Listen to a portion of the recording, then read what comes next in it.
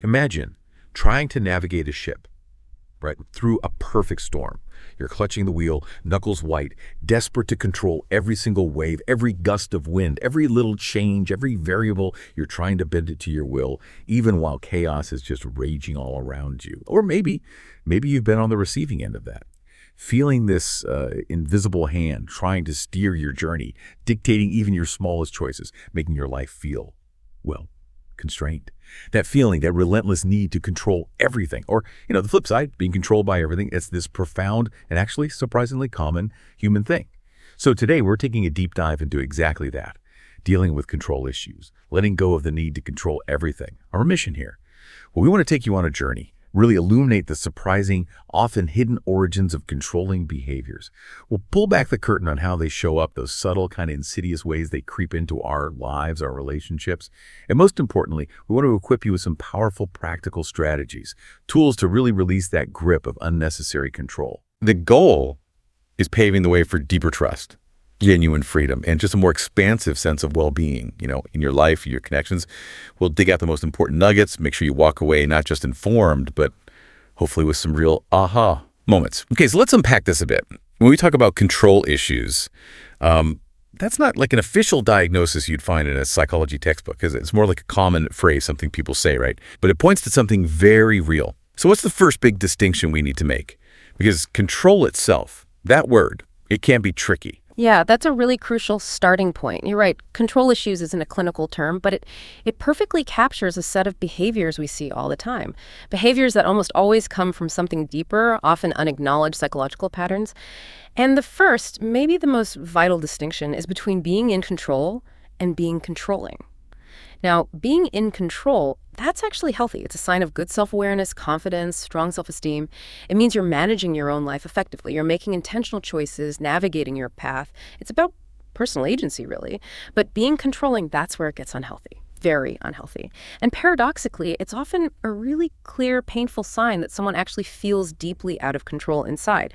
This behavior, it typically isn't born out of malice, or some desire to dominate. It's usually rooted in this profound sense of fear or underlying anxiety and very often low self-esteem. It's a coping mechanism, maybe a flawed one, but a way to try and manage this internal landscape of uncertainty and vulnerability. That's quite a twist, isn't it? The common assumption is often that controlling behavior comes from strength, maybe dominance. But you're saying it's frequently born from this deep inner insecurity. That's often the counterintuitive truth, yeah. These controlling instincts, they rarely, if ever, stem from genuine malice. Quite the opposite, actually. They can be a clumsy, misguided attempt to build a close relationship just without the right emotional tools or skills to do it healthily. Think of it like trying to build something beautiful and intricate, but all you have is a hammer. You might mean well, but you're likely to cause damage because you're using the wrong tool. Sometimes it's just an unconscious coping mechanism for an underlying mental health condition, or maybe a reaction to past experiences playing out now. In, rarer, more extreme cases, yes, some people might consciously exploit others or maintain power, but for most people, it's a deeply ingrained, often desperate coping strategy. Okay, so if control often stems from fear, anxiety, feeling fundamentally out of control, how does that fit with something like trust? They feel like polar opposites, don't they? They absolutely are, total opposing forces. And understanding how different they are is foundational to all of this. Let's define them clearly, because the definitions themselves really highlight the stark contrast. Trust, right at its core, is assured reliance on the character, ability, strength, or truth of someone or something. It involves confidence, hope, belief, and really crucially, a deep sense of emotional safety. It's a willingness to be vulnerable, to kind of lay down your defenses and believe in the good intentions or competence of another person. And here's the key thing. Trust is given freely. It's an offering, an opening up. Right. And control then. How does that stand against trust? Control, on the other hand, it's defined as exercising, restraining, or directing influence over something or someone. It is fundamentally an attempt to have power, and it often stems directly from that deep-seated worry, fear, anxiety, or insecurity. It's this desperate desire to prevent disappointment or hurt that you anticipate might happen. So unlike trust, which is freely given and expansive, control is imposed. It's forced. It's a completely different energy, a tightening, a clenching. So one builds up, expands, creates connection, and the other just, tears things down. Exactly. Think of trust like fertile soil in a garden. It gives the nutrients, the space for a plant to grow naturally, right? To show its own unique beauty and strength. It shows confidence in the plant's ability to thrive on its own terms. And that confidence, that nurtures and grows relationships. It gives people space to be themselves, to flourish. We all appreciate it when someone likes us, sees our best, trusts our judgment. It makes us feel valued, connected. But control is like constantly pruning and bending that plant into some unnatural shape you decided on. Or even worse, yanking it up by the roots all the time to check on it. It stifles growth. It creates this strained artificial form. Or it can even kill the plant, metaphorically speaking, kill the relationship. When we exert control, it can be like a slow poison, subtly eroding the relationship over time. It breeds resentment, disrespect, because, well, honestly, who likes being constantly told what to do, how to act, how to feel? It feels infantilizing, doesn't it? Disempowering, deeply frustrating. The person being controlled feels diminished, stifled, and often deeply resentful. And that just breaks down genuine connection. That's a really powerful image, the slow poison. Makes total sense that something so stifling would end up destroying what it's trying to hold on to. So if this need for control is so damaging, both to the controller and the controlled, where does it even come from? What are its roots deep down in our psychology? Well, the desire to control, it's a shared human thing. It's an instinct really deeply rooted in our primal need to feel safe, secure. Fear, in all its forms, is often the main fuel for this drive. Our brains, they're wired to interpret feeling in control, even if that control is just an illusion or over some tiny little thing, as a signal of safety, of certainty. And that feeling can, in turn, reduce the sense of threat, stress, anxiety. It's like a desperate attempt to create order in a world that often feels pretty chaotic. And I guess that need for safety, for certainty, it gets dialed way up when we feel vulnerable, when our sense of well-being feels genuinely threatened. Precisely. That primal need for control, it gets heightened dramatically when we feel emotionally vulnerable, deeply insecure, maybe unmoored from our usual supports.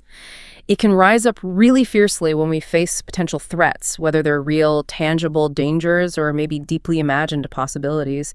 Think about the fear of abandonment by a partner or the uncertainty of a health crisis or even just the fear of being excluded by a group. These situations trigger that deep-seated instinctual drive to regain some kind of predictability, some influence, however illusory it might be. We just crave certainty to quiet the anxiety. Yeah, that makes a lot of sense. It connects to why people might cling so tightly to things or outcomes or the people. Actually, our sources point to 8 specific underlying psychological causes for these controlling behaviors. Let's dig into those because they really paint a more nuanced picture of the internal struggles. Absolutely. And understanding these causes isn't about labeling or judging, right? It's about gaining compassionate insight into the underlying pain that drives these patterns, whether it's in ourselves or someone else. First, and probably the most common, is anxiety. If you often find yourself caught in that relentless loop of worrying about things others aren't, or constantly running through worst-case scenarios, or maybe you have a deep fear of being judged, seeking control can easily become your go-to coping mechanism. Even if it doesn't really work long-term. You try to control the external stuff to quiet the internal storm. The fundamental problem, of course, is you just can't control everything. And trying to, constantly, exhaustingly, it's a direct path to burnout. Mentally and physically, it's like trying to bail out the ocean with a teacup. Impossible. Okay. Utterly draining. Right. And building on that, if you're constantly worried, constantly trying to predict and prevent, that can easily lead to feelings of insecurity or low self-worth, couldn't it? Oh, absolutely. They often go hand in hand. When someone struggles with deep feelings of low self-worth, they might constantly try to prove their value by over-controlling external situations or people. It's like a desperate attempt to show competence or importance. And furthermore, if your sense of self is too tied up in your roles, like being the perfect parent, the indispensable spouse, the top employee, or if your whole identity is wrapped up in your relationships, then any perceived threat or change to those roles or relationships can feel like a deep personal attack. Your efforts to maintain them or your perceived worth within them can then come out as controlling, even seemingly selfish behaviors. You're basically trying to control the external mirror to reflect a better internal image. That really links into perfectionism too, which I've always seen as a kind of double-edged sword. It can drive achievement, sure, but it sounds like it has a much darker controlling side here. You're spot on. Perfectionism, often at its core, isn't really about achieving true excellence. It's more about managing that deep anxiety, that fear of failure, those nagging feelings of low self-worth. For many people, especially if they grew up relying heavily on external praise and achievement for validation, maybe without enough unconditional support, perfectionism can become a core part of their identity. Their worth gets tangled up with flawless execution. And so when others around them inevitably don't meet their super high, often rigid ideals, partner leaves dishes in the sink, colleague misses a deadline, controlling behaviors can pop up. It's this desperate, almost frantic attempt to micromanage and maintain those perfect standards. It's really an attempt to control the outcome, to protect their fragile sense of self. So it's less about the perfect result itself and more about controlling the environment, controlling others to get that result and keep their own sense of order and worth intact. Okay, what about trust issues? That seems like a very direct link to controlling behaviors, almost intuitive. It is, absolutely. If you have a history of being taken advantage of or betrayed or just repeatedly let down by people who should have been reliable, your natural instinct, maybe a wounded instinct, might be to control situations and relationships really tightly. It's a powerful, although ultimately counterproductive, protective mechanism. The thinking is, if I control everything, I can stop past hurts from happening again. But this survival strategy, unfortunately, often results in treating others unfairly, especially people in your present life who have no intention of hurting you. You end up projecting those painful past experiences onto totally new relationships. And then there's codependency. That feels like a really complex, often misunderstood dynamic. It seems to tangle up care and control. Yeah. Codependency is definitely complex. It's this deeply unhealthy relationship pattern where one person becomes overly reliant on another for their emotional well-being, their identity, their self-worth. They often pour enormous energy into caring for, fixing, or rescuing the other person, frequently sacrificing their own needs, dreams, boundaries, eventually developing deep resentment. And the roles can flip too, where the person being cared for becomes dependent, which is another form of control. In really codependent family dynamics, emotional boundaries often get blurred or just disappear. And tragically, control gets confused with love or real connection. That's what we call enmeshment. Imagine two people whose emotional boundaries are so fuzzy, it's like they're tangled up together, can't tell where one person's feelings stop and the other's start.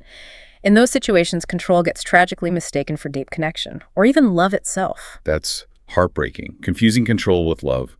What about a deep-seated fear of abandonment? How does that show up as controlling behavior? A profound, often unconscious fear of abandonment can absolutely drive someone to exert control.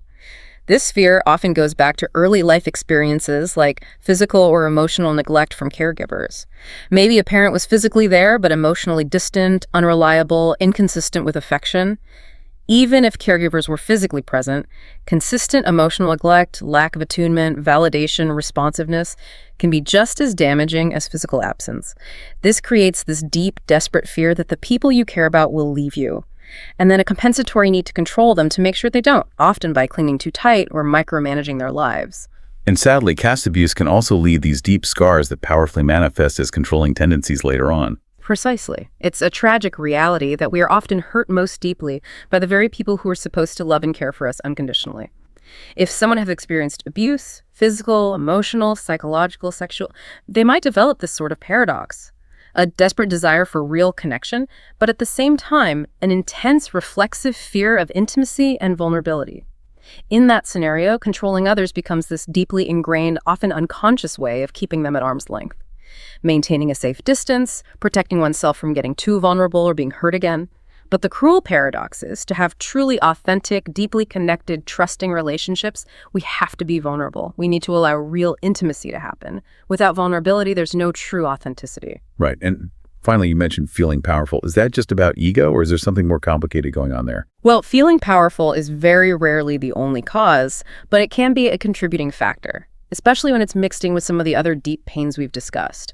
In some, maybe rarer cases, people might consciously or unconsciously exploit others, perhaps because they've been deeply hurt in the past and see exerting power now as a kind of twisted way of getting their due or evening the score for past powerlessness. It's like a compensatory thing. However, it is absolutely crucial to recognize the profound harm caused in those situations. A real sign of emotional maturity and growth isn't about gaining power over others. It's about recognizing when you have caused harm and then taking concrete, accountable steps to repair the situation. It sounds like a lot of these causes, trust issues, past abuse, chronic anxiety, they all kind of lead back to this core overarching idea, the shadow of trauma. You're absolutely right. A history of traumatic events, incidents causing significant physical, emotional, or psychological pain, whether it's single big events or prolonged, subtle, difficult experiences, can definitely trigger a profound, often overwhelming need for control. Trauma deeply changes the brain's perception of safety. It can lead to what we call cognitive distortions, basically, faulty thinking patterns that warp how we see reality. One really common and insidious one is catastrophizing. That's where your mind automatically jumps to the absolute worst-case scenario, blowing a small setback or minor uncertainty into this massive impending disaster. It's like your brain's internal alarm system is stuck on catastrophe imminent. This constant, overwhelming worst-case thinking fuels an intense, almost frantic need to control every single variable to try and prevent those imagined disasters. For example, in therapy, like cognitive behavioral therapy, we work a lot on identifying and then gently challenging and changing these distressing, unhelpful beliefs, helping people replace them with more realistic thoughts, and ultimately control their own thought patterns better, rather than trying to control the whole world. Wow. So whether it's chronic anxiety, the echoes of past trauma, deep insecurity, the underlying thread seems to be this desperate internal attempt to manage overwhelming pain or fear or uncertainty by relentlessly trying to exert external control. But what are the costs? Why does this intense, often unconscious drive to control, no matter where it comes from, almost always backfires, inflicting more pain than it prevents? Oh, it backfires hugely, often devastatingly, both on the controller's own well-being and, crucially, on their relationships. Let's start with the controller's well-being. The constant, relentless effort to micromanage people, predict outcomes, dictate situations. It activates your brain's stress response system way too much at an unsustainable rate. I'll get a bit sciencey for a second, but it's important to grasp the physiological toll. Our brain has this ancient command center, the HPA axis, hypothalamus, pituitary gland, adrenal glands working in this rapid chain reaction.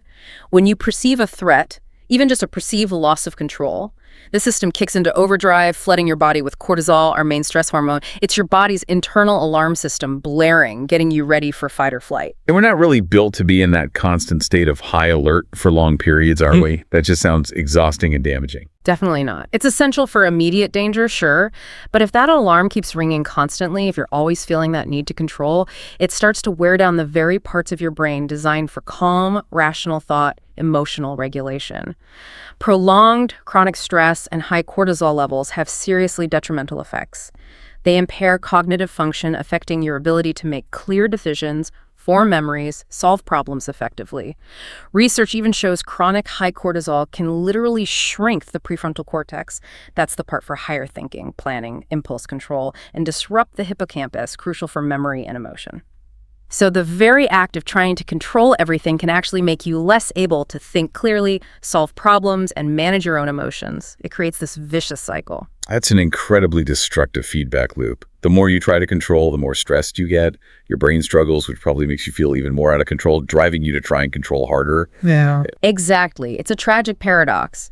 Your brain is perpetually scanning for potential threats to its carefully controlled world, creating this constant state of hypervigilance, anxiety. This relentless internal pressure inevitably leads straight to burnout, emotional overload, and can contribute to anxiety disorders, even depression.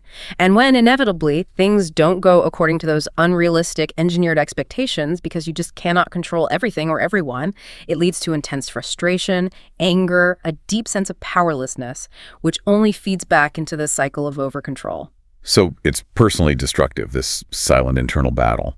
But what about the impact on others? How does this relentless need for control damage the very relationships it's often trying, however clumsily, to protect or maybe even create? Yeah, trying to control other people, whether it's obvious or subtle, almost always backfires. It severely strains relationships, leads to profound feelings of isolation, both for the controller and the controlled.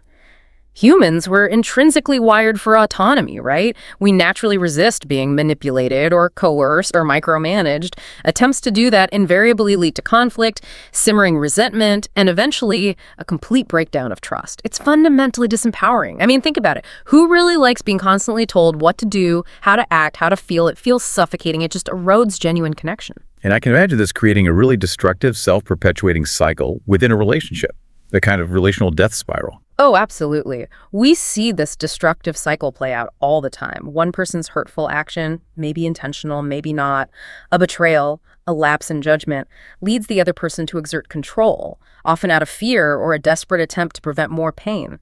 But this exertion of control often makes the first person become defensive, maybe lie or hide things, not necessarily out of malice, but as a way to reclaim autonomy or just avoid conflict.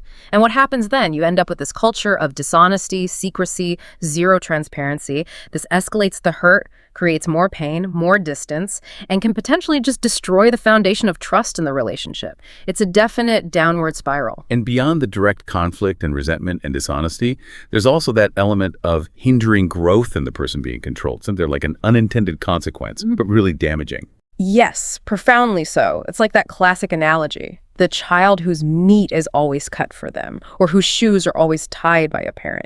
They never learn to cut their own steak, tie their own laces, navigate the world independently. If you constantly clean up after someone, or solve all their problems, or make all their decisions, they'll never learn to organize, problem solve, take responsibility, or develop their own critical thinking. This misplaced control may be born of good intentions, but coming across as overreach, it effectively prevents growth and healthy development in others. It stunts them, keeps them reliant. And that's a significant, often invisible cost of controlling behavior. It just stifles their potential. Okay, so now that we've got a handle on the deep roots, the physiological costs, the relational damage of controlling behavior, let's pivot to spotting it. Because, like you said earlier, it's not always the obvious loud demands or manipulations. It can be incredibly subtle, almost like a shadow. You're absolutely right. Controlling behavior often isn't blatant at all. In fact, its most potent and damaging forms can be deeply insidious.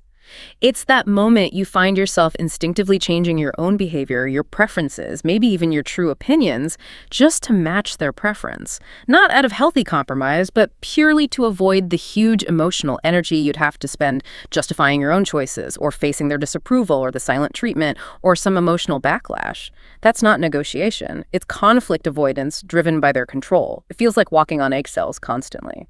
Can you give us some key patterns or subtle signs to look out for? Things that illustrate this insidious nature. Sure.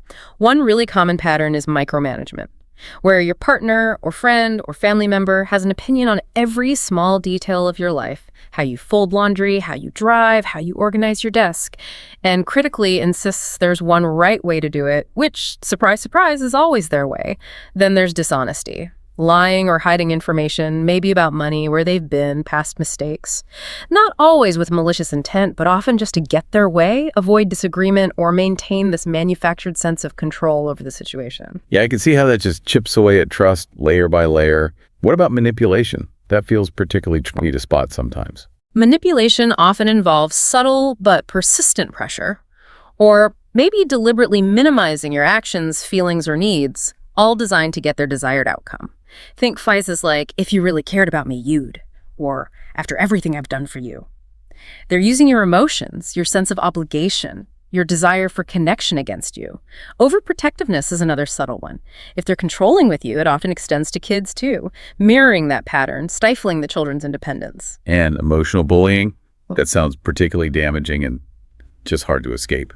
It is. This can look like constant, draining criticism about your looks, your intelligence, your choices, or maybe incessant taunting disguised as jokes.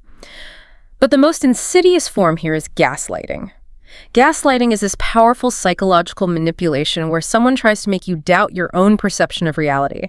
They'll deny events that clearly happen, dismiss your concerns as overreacting or imagining things, or even tell you flat out your feelings are invalid.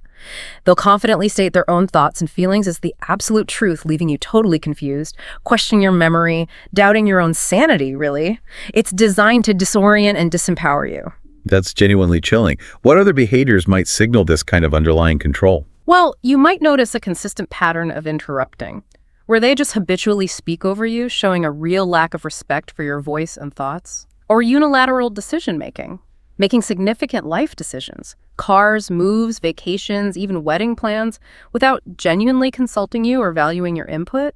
There's also pervasive nagging, just relentless, persistent criticism about really personal choices like your food, smoking, health habits, even how you manage your day. And jealousy feels like a classic sign, almost textbook, of that insecurity-driven control.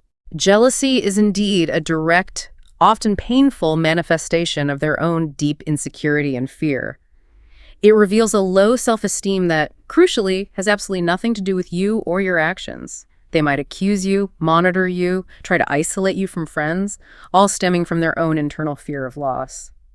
And finally, a very telling and frustrating sign is attacking when confronted. When you try to set a perfectly reasonable boundary, like, please don't speak to me that way, they'll likely attack you back. Accusations like, why are you yelling at me? You're the one being controlling. They just flip the script, deflect, blame you, make you feel responsible for their reaction. Wow, those are incredibly insightful. They paint a clear, if disturbing picture. Let's maybe get into some more real-life examples because these patterns can be so hard to spot when you're in the thick of it. I heard about a relationship where one partner would subtly critique phone calls with family, saying things like, you sound so childish when you talk to your mom, or you seem desperate for attention, until the person gradually, almost without realizing it, just reduced contact with their own family. That's a perfect and chilling example of controlling relationships right there. Or think about fabricating negative comments about your friends or family to systematically isolate you from your support system. I remember a case where someone would constantly tell their partner, I don't get why you talk to them, they're clearly just using you, subtly implying friends are untrustworthy. This leads to really profound, dangerous isolation, makes you more dependent on the controller. And it extends to personal interests too, right? Like controlling hobbies, often through ridicule. Oh, absolutely. Someone shared how their partner would relentlessly tease them about the dumb shows or pointless hobbies they enjoy just to unwind. Eventually, they felt so embarrassed or ashamed they just stopped engaging with those things entirely, even when they were alone. Or imagine being met with passive aggressiveness, eye rolls, outright ridicule for anything you show interest in or want to achieve, from new music to a career path. The insidious goal is to subtly erode your identity, making you feel like you have to turn yourself into nothing just to have nothing for him to comment on. It's a real stripping away of the self. Ugh, that sounds like it would just drain all the joy and spontaneity out of life. What about controlling seemingly mundane personal habits? Oh, definitely. It can be incredibly petty but have a huge impact. Complaining about your food choices, like saying you're drinking too much milk or eating too many carbs as if they're your personal dietitian. Or insisting you can't button your coat in freezing weather because women look better with coats undone. Or even forbidding you from carrying an umbrella unless it's actively raining right that second. These seem trivial, almost absurd, but cumulatively they add up to a complete loss of personal autonomy over your own body and choices. One person even shared being constantly told their natural hair looked ugly or being pressured to wear makeup for every outing, even just a trip to the grocery store. And that is particularly damaging, even abusive if you're recovering from body image issues. It re-traumatizes and just compounds existing insecurities. And time. Our own time feels so personal. That seems like an area control could easily sneak into. It does, and it's deeply invasive when it happens. Demanding exact timings for totally inconsequential activities. How long will your phone call with your sister be? Or what exact time are you going to bed tonight? And then labeling you unreliable or disrespectful if you miss those arbitrary times by even a minute. This makes you feel constantly rushed, on edge, under surveillance, even when there's no real reason. Or micromanaging your daily life, demanding to know your precise whereabouts constantly, dictating driving routes, controlling the music in the car, even where you're allowed to park. It's an attempt to control your very movement through the world. So it's not just about the specific actions, but the pervasive cumulative impact on you. That feeling of your life becoming too small, as the sources put it. Exactly. Another common pattern is a profound lack of reciprocity. They expect you to be super enthusiastic about their hobbies, interests, friends, family, but they completely ignore or dismiss yours. Or making everything in the relationship transactional, either explicitly or implicitly. Like, well, I cooked dinner and did the dishes, so now you owe me this specific sexual favor. It just reduces the relationship to demands and payments, stripping away genuine affection or shared give and take. And a core violation, really, of any healthy relationship is just persistently disrespecting boundaries, even when you've clearly stated them. That's a huge fundamental breach. Not allowing you to say no to anything without some form of immediate punishment, ridicule, the silent treatment, an angry outburst. They continually push their contrasting opinions, beliefs, preferences onto you until you feel utterly wrong and pressured to accept their view as more valid, more correct. It's an insidious way they try to tell you what to think, feel, and do, indirectly and directly. The overall crushing impact, as you said so well, is making your entire life feel too small. It subtly, relentlessly sucks the joy, the spontaneity, the authentic self right out of your existence. You're made to feel guilty for normal things. They use the selfish card to manipulate, accuse you of cheating for totally benign interactions. It's truly miserable. It leaves you constantly walking on eggshells, fearing their unpredictable reactions. That is a stark, painful picture. Okay, so we've identified the problem. Its deep roots, its devastating costs, and its subtle, insidious ways of showing up. Now, for the most important part of our deep dive, the path to letting go. Because understanding the science and psychology is incredibly helpful, right? But true, transformative growth happens when you learn to release that grip of trying to control others and instead courageously shift your focus back to yourself. What are some core powerful strategies for releasing this often unconscious need for external control? Yeah, this shift is truly transformative. It's moving from trying to orchestrate the world to cultivating internal mastery. The first core strategy is simple, almost deceptively so, but incredibly powerful. Mel Robbins' let them theory. At its core, this is about releasing that pervasive urge to micromanage, interfere, or control the actions, choices, behaviors of others by simply reminding yourself to let them.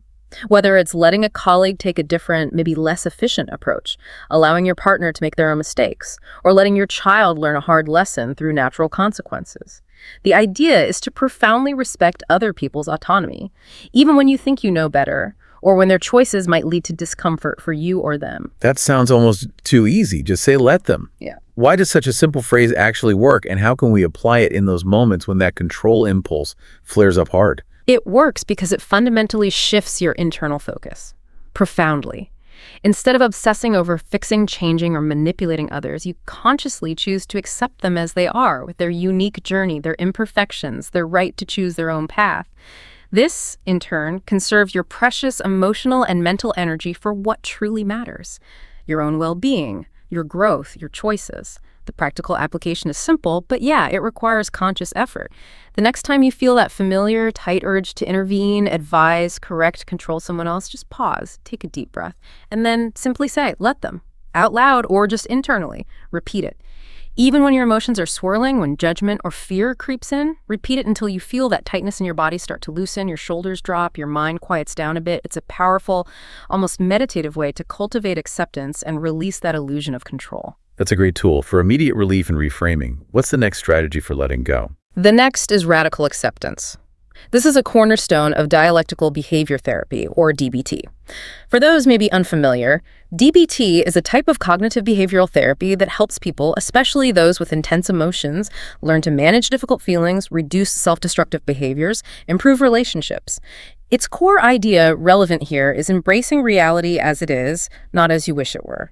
Radical acceptance goes deeper than let them, because it's about fully acknowledging the reality of a situation, even when it's deeply painful, unfair, or imperfect, without necessarily agreeing with it, approving of it, or liking it.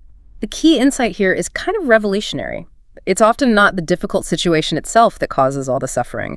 It's our resistance to that reality. Our refusal to accept what is creates this extra layer of immense pain and struggle. So it's about observing reality as it is, not fighting it, even if that reality is harsh. How do we put that into practice when emotions are really high?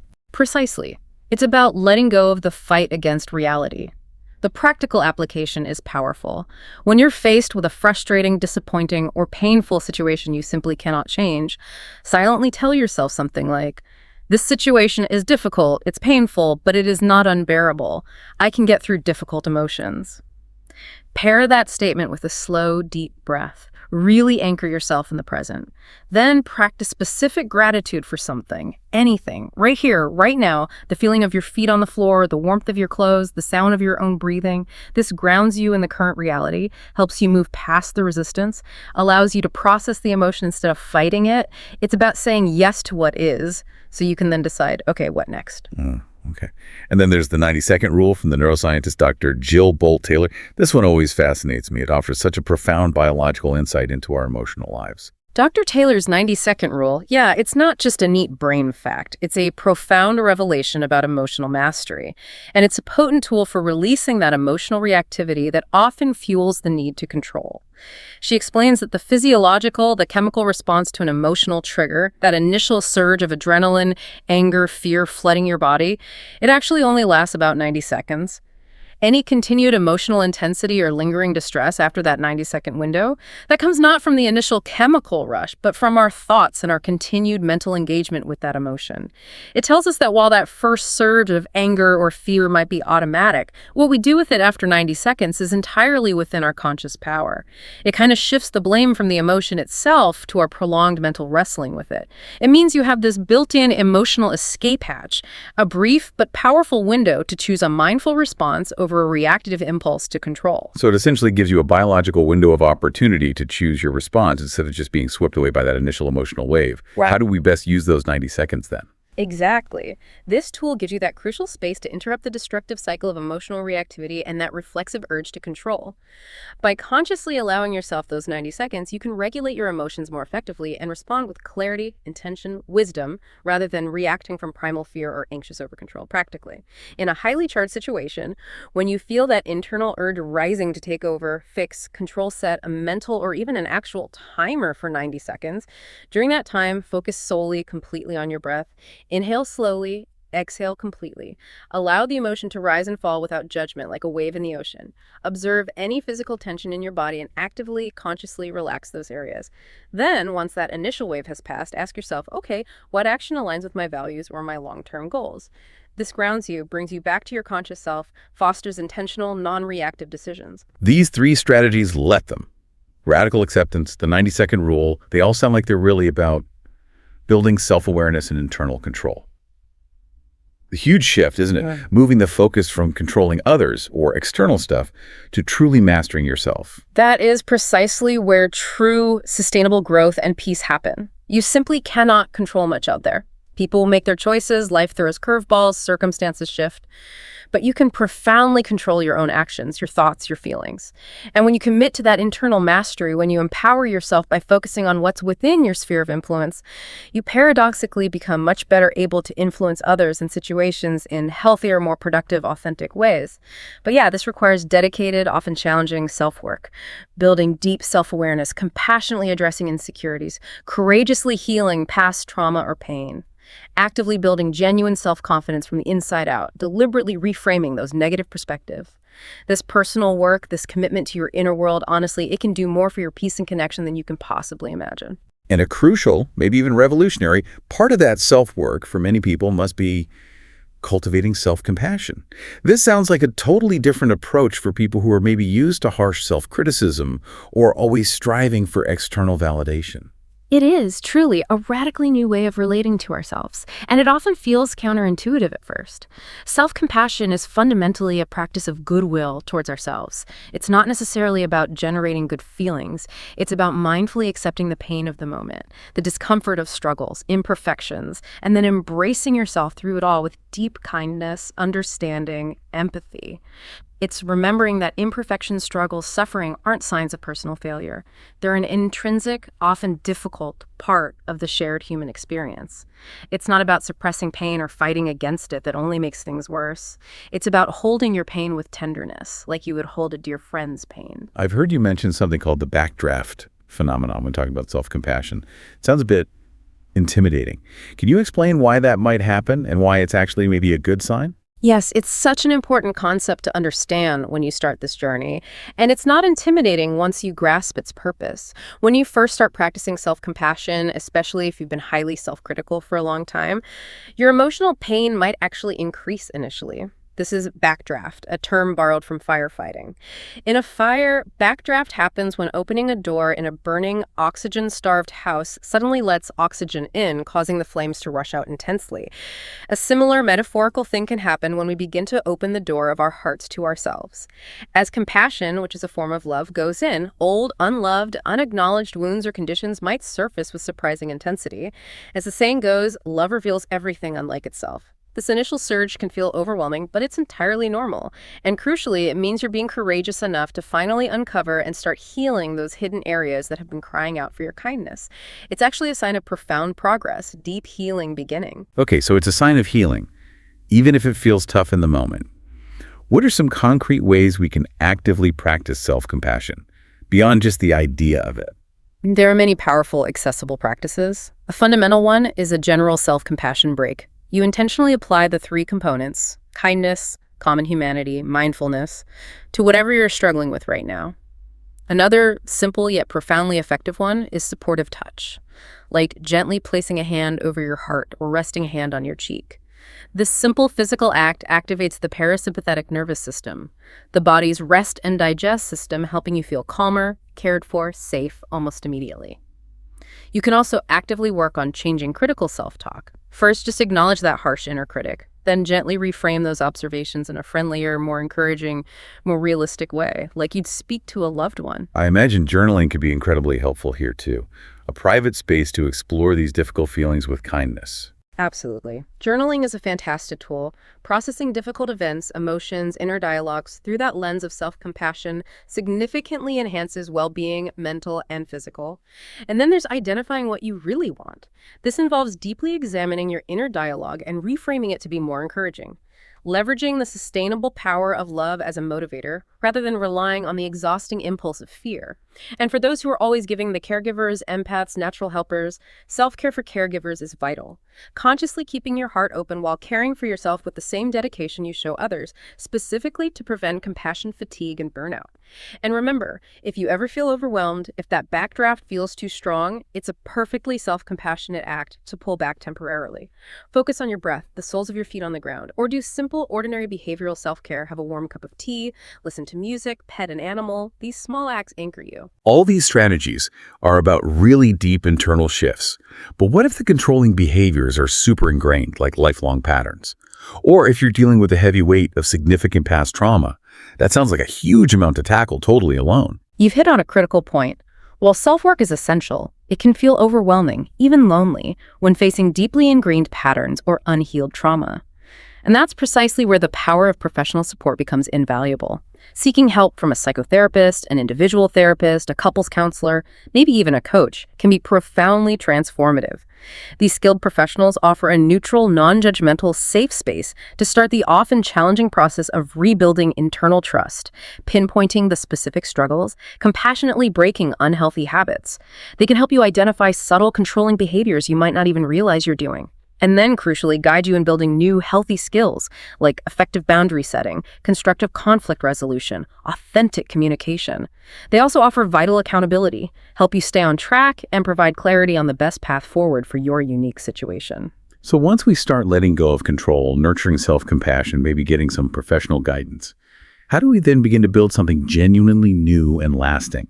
A future based not on control, but on real trust and freedom in our relationships. Yeah, the journey to rebuilding trust, especially after it's been broken, requires intentional effort, courage, and consistent commitment from everyone involved. It really starts with a radical commitment to open communication. This means honest, transparent sharing of your deepest feelings, your unmet expectations, your perspectives. The key here is using I statements like, I need to know you'll tell me if plans change, or I feel anxious when I don't hear from you, without blaming, criticizing, or accusing the other person. Be clear, concise, direct, avoid rambling, repeating, making assumptions. And crucially, try to stay calm, centered, consciously watch your tone. Yelling, screaming, cursing usually doesn't get the result you want. In fact, it often escalates conflict and shuts down real communication. Some might say it's the only way to get through, but trust me, there are far better ways to foster understanding than demanding and controlling. That distinction, I need to know versus you have to, brings us right to setting healthy boundaries. This is a concept people often misunderstand, right? Sometimes even confuse it with being controlling. What's the real difference between a boundary and control? This is such a critical distinction. It can transform relationships. Boundaries are fundamentally personal limits you set for yourself. What you will and won't tolerate. What you need to feel safe and respected. Think of them like lines on a road. They're there for your safety, guiding your behavior, protecting your space. A boundary is about you and your needs. Control, on the other hand, is limits you try to exert on others. Demands, threats, manipulations designed to dictate their behavior. Imagine a cop every 1,000 feet on the highway, constantly directing your every move. That would feel oppressive, like forced compliance. So a boundary is, I need to know if plans change because it helps me manage my anxiety. Control is, you have to text me every hour or else. One states a personal need and empowers you to act. The other dictates someone else's actions and tries to remove their agency. Right, and this whole journey, healing, learning, communicating, setting boundaries, it isn't a quick fix, is it? So practice patience and consistency must be absolutely key to seeing real, lasting change. It absolutely is, profoundly so. Rebuilding trust, transforming ingrained habits, cultivating new ways of relating. It takes considerable time, immense courage, and consistent, persistent effort from everyone. Deeply ingrained habits don't change overnight. They require consistent, gentle, yet firm redirection. And, vitally, we're all human. We'll all stumble, make mistakes along the way. Granting grace to yourself and others is incredibly important. Control, by contrast, often demands now. It mandates something can't ever happen again, expecting instant perfection. But for something truly lasting, truly transformative, patience, consistency, and relentless perseverance aren't just nice to have. They are non-negotiable requirements for deep, sustainable change. Beyond these individual steps, how do we foster a broader trust-based relationship culture? A space where everyone feels safe, respected, free to be themselves. One powerful way, often overlooked, is to celebrate progress. When you consciously acknowledge and celebrate even the smallest wins, the tiny steps forward, you infuse the whole process with purpose, meaning, joy.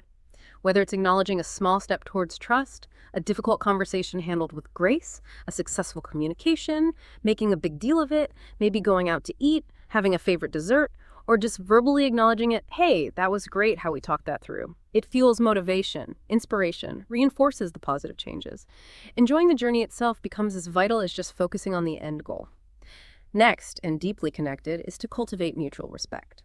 When trust is broken or relationships are dominated by control, we often start seeing each other through this negative, diminished lens. It becomes hard to respect someone you don't trust or who controls you. But cultivating mutual respect means actively committing to showing the other person their inherent value, their worth, their dignity. Even when trust is broken, even when their choices are difficult, even when you disagree fundamentally. Focusing on their inherent value and equality as humans resets the relationship tone. It fosters a genuine sense of partnership, shared responsibility, mutual admiration, rather than that dynamic of, you're less than, or I know better. And finally, something that sounds maybe counterintuitive but feels so vital for real connection, encourage vulnerability. Yes, because vulnerability is not weakness. It is, in fact, the most profound and courageous strength a person can possess. It takes immense courage to risk getting hurt by truly opening up, showing your authentic self, sharing fears and dreams. But being vulnerable is precisely what creates genuine connection, fosters deep intimacy, and prevents that subtle, suffocating separation and disconnection that control ultimately imposes. If you stop being vulnerable, if you close off your heart out of fear, a relationship can get stuck in the superficial loop, or worse, just slowly wither away. Cultivating a culture where vulnerability isn't just tolerated but genuinely encouraged and celebrated allows trust to truly bloom. It allows two individuals to truly see, understand, and connect with each other. It's the pathway to a truly rich, fulfilling, and free relationship. Wow. Ultimately, letting go of the need to control everything. It isn't about giving up power, is it? It's about reclaiming a deeper, more authentic, and infinitely more sustainable power within yourself. It's about recognizing that true freedom, profound inner peace, genuine connection. They don't bloom from dictating outcomes or manipulating situations. They bloom from bravely embracing uncertainty, cultivating real trust in others, and most importantly, fostering that deep, unwavering self-compassion for yourself. So as you reflect on this deep dive, maybe consider this. What small, intentional act of letting go, perhaps embracing a let the moment today, or practicing just a short self-compassion break? What small act can you integrate into your day, maybe starting right now, to begin cultivating that profound sense of inner peace and healthier, more authentic connection? Thank you so much for joining us on this deep dive. Until next time, keep exploring, keep learning, and keep growing.